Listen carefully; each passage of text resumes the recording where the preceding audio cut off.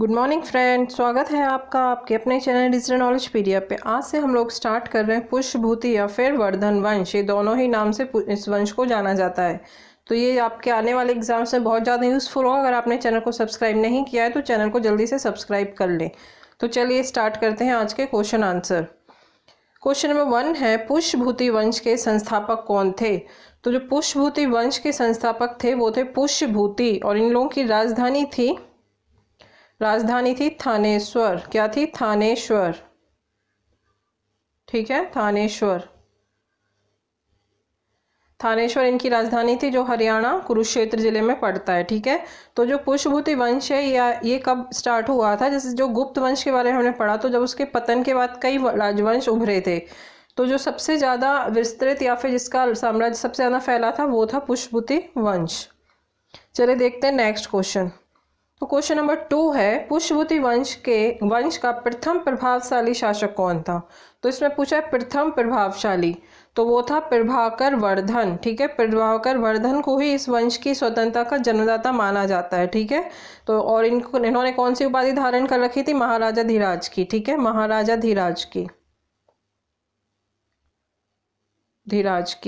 धीराज की, और एक और कर रखी थी परम भट्टारक की। 2 उपाधि इन्होंने धारण कर रखी थी।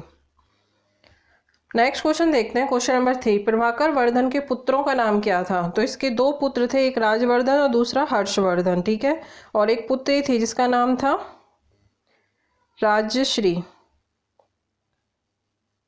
इनकी पुत्री का नाम था, और इनकी माता का नाम क्या था? इंपॉर्टेंट है, यशोमती। कई बार क्वेश्चन पूछते हैं, हर्षवर्धन की माता का नाम क्या था? यशोमती, और पिता का नाम प्रभाकर वर्धन। नेक्स्ट क्वेश्चन देखते हैं, क्वेश्चन नंबर 4, हर्षवर्धन ने अपनी राजधानी कहाँ बनाई थी? तो हर्षवर्धन ने अपनी राजधानी बनाई थी कन्नौज। तो इसका जो भाई था सबसे पहले वो गद्दी पे बैठा था, राजवर्धन। ठीक है, लेकिन उसका जो एक राजा था, गौड़ वंश का राजा, उसका नाम था शशांक। उसने इसके भाई राजवर्धन की हत्या कर दी। तो उसके बाद जो 16 वर्ष की आयु में हर्षवर्धन जब गद्दी पे बैठा, थानेश्वर की गद्दी पे बैठा था, तो उसने फिर अपनी राजधानी कहाँ? कन्नौज में स्थानांतरित कर ली थी। ठीक है, और जो शशांक था ये शैव धर्म को मानता था, शैव धर्म का फॉलोअर था। तो इसने क्या किया था, जो गया में बोधि वृक्ष है ना, बोधि वृक्ष, उसने इसको कटवाया था। ठीक है, बोधि वृक्ष को इसने कटवा दिया था। इंपॉर्टेंट क्वेश्चन है, शशांक ने गौड़ नरेश के शशांक ने बोधि गया के वृक्ष को कटवा दिया था। नेक्स्ट देते हैं क्वेश्चन नंबर 5, हर्षवर्धन ने कौन सी उपाधि धारण कर रखी थी? तो जो हर्षवर्धन था उसने 2 उपाधि धारण कर रखी थी, एक शीलादित्य की और एक परम भट्टारक की। ठीक है, 2 उपाधि उसने धारण कर रखी थी। नेक्स्ट क्वेश्चन देखते हैं, क्वेश्चन नंबर 6, हर्षवर्धन बौद्ध धर्म की किस शाखा को मानता था?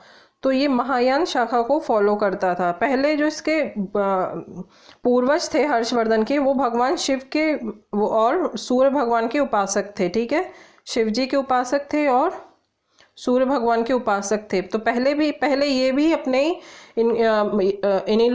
शिव जी और सूर्य को ही मानता था। लेकिन बाद में क्या हुआ, जब ये चीनी यात्री हैंसांग इसके यहाँ पे आया, तो उसके जब ये संपर्क में आया तो इसने बौद्ध धर्म को अपना लिया था। ठीक है, उसके बाद इसने बौद्ध धर्म को अपनाया था।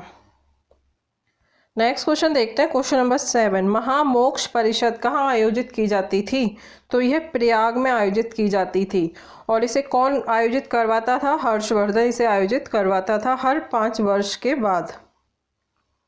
प्रयाग उत्तर प्रदेश में हर्षवर्धन इसे आयोजित करवाता था 5 वर्ष के अंतराल के बाद में। और इसे क्या होता था? ये होता था बौद्ध महासम्मेलन। ठीक है, और ये 75 डेज तक चलता था। और इसमें क्या हुआ था, आखिरी वाले में जो हर्षवर्धन था उसने अपनी सारी जितनी भी संपत्ति थी उसको दान कर दिया था।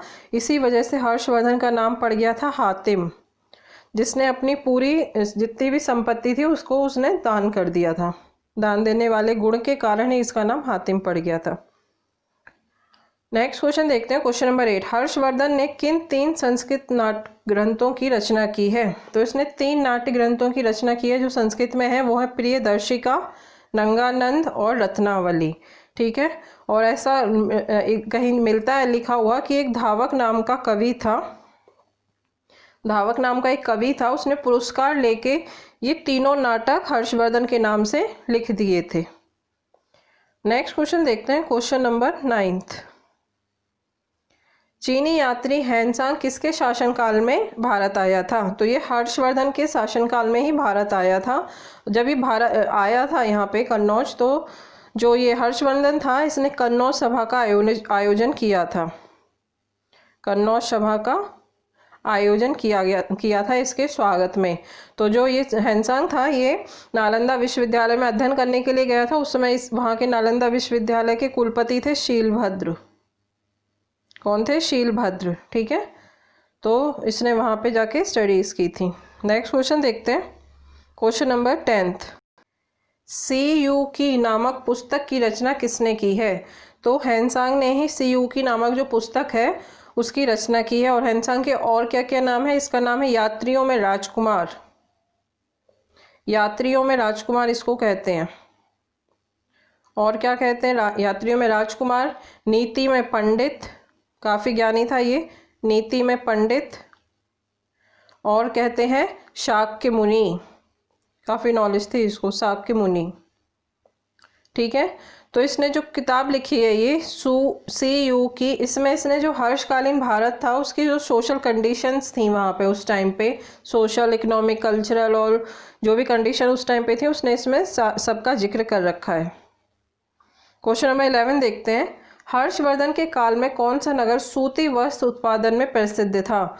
तो जो हर्षवर्धन काल था उस समय मथुरा जो थी वो सूती वस्त्र के लिए काफ़ी फेमस हो गई थी। ठीक है, और जो हर्षवर्धन था वो ये कहलाया था लास्ट हिंदू शासक, लास्ट हिंदू किंग कहलाया था। क्यों? क्योंकि इसके बाद फिर कोई इतना बड़ा राजा उभर के हिंदुओं का नहीं आ पाया था। और दूसरा कौन कहलाया था? ये लास्ट बौद्ध शासक भी कहलाया था, क्योंकि इसके बाद जो भी राजा आए वो इतने ज़्यादा फेमस नहीं हुए थे कि उन्होंने बौद्ध धर्म का इतना ज़्यादा प्रचार प्रसार नहीं किया था। नेक्स्ट क्वेश्चन देखते हैं, क्वेश्चन नंबर 12। हर्षचरित एवं कादंबरी की रचना किसने की है? तो जो बाणभट्ट थे उन्होंने हर्षचरित और कादंबरी की रचना की है। और बाणभट्ट थे हर्ष के दरबारी कवि। ठीक है, हर्षचरित इनकी हर्षवर्धन की जीवनी है जो बाणभट्ट ने लिखी है। नेक्स्ट क्वेश्चन देखते हैं, क्वेश्चन नंबर 13। हर्षवर्धन के काल में पुलिस कर्मियों को क्या कहा जाता था? तो पुलिस कर्मियों को कहा जाता था भाट या फिर चाट, भाट या फिर चाट कहा जाता था। और जो अश्व सेना, घोड़ा की जो सेना के ऑफिसर्स होते थे उनको क्या कहा जाता था? उनको कहा जाता था बृहदेश्वर, बृहदेश्वर। और जो पैदल सेना का अधिकारी होता था उसको कहा जाता था बालाधिकृत, बालाधिकृत। ठीक है, पैदल को बालाधिकृत, और जो घोड़े के साथ जो घोड़े का जो अधिकार, घोड़े वाली सेना का जो अधिकारी होता था उसे बृहदेश्वर, और पुलिस को भाट या फिर चाट। नेक्स्ट क्वेश्चन देखते हैं, क्वेश्चन नंबर 14। हर्षवर्धन और पुलिकेशन द्वितीय के बीच युद्ध कहाँ हुआ था? तो नर्मदा नदी के तट पे इन दोनों के बीच में युद्ध हुआ था, जिसमें जो पुलिकेशन द्वितीय था उसने हर्ष को बुरी तरीके से परास्त किया था। इसके बाद हर्ष ने कभी भी साउथ की तरफ अटैक करने के बारे में नहीं सोचा। ठीक है, और ये जो हर्ष की ये बन गई थी पहली और आखिरी हार। आज का लास्ट क्वेश्चन देखते हैं, क्वेश्चन नंबर 15। हर्षचरित में लोकपाल शब्द का प्रयोग किसके लिए हुआ है? तो हर्षचरित बाणभट्ट ने लिखी है, उसमें एक शब्द आया है लोकपाल, तो वो यूज़ हुआ है प्रांतीय शासक के लिए। ठीक है, जो प्रांतीय शासक थे उनके लिए वर्ड किया है यूज़ लोकपाल। तो इसी के साथ आज के सेशन को हम लोग ख़त्म करते हैं। मिलते हैं अगले वीडियो में, तब तक आप लोग अपना ध्यान रखिए, पढ़ते रहिए, खुश रहिए। Thank you.